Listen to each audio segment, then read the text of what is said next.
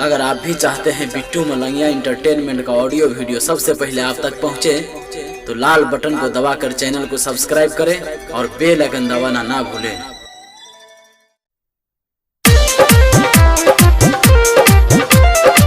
अपने सब सुन रहा छी बिट्टू मलंगिया इंटरटेनमेंट के डीजे विकास रीगा सीतामढ़ी।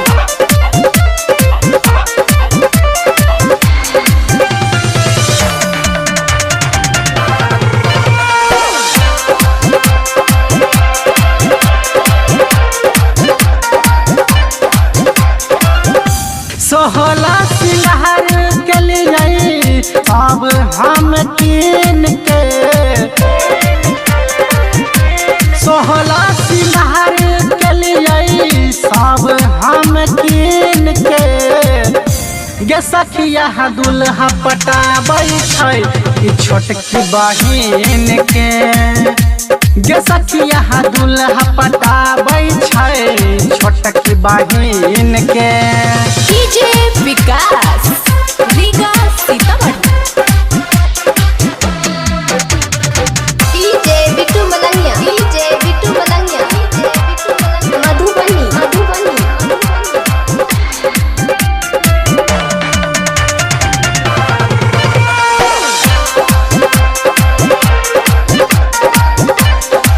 सोने सैया के लीला छै कैरेक्टर के ढीला, सुते न छै रात दिन के।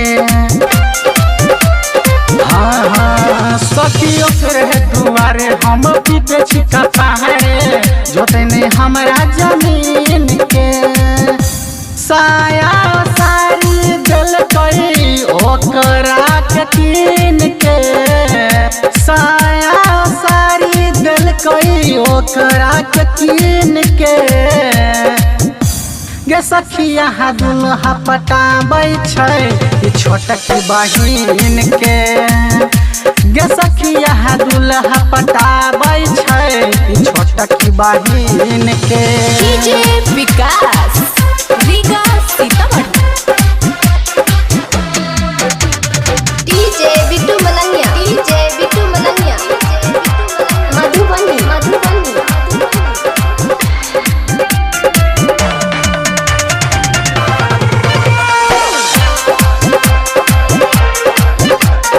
हाँ हाँ से केलो हम शादी जिंदगी भ गेल बर्बादी, सैया मोर शिवलालियो।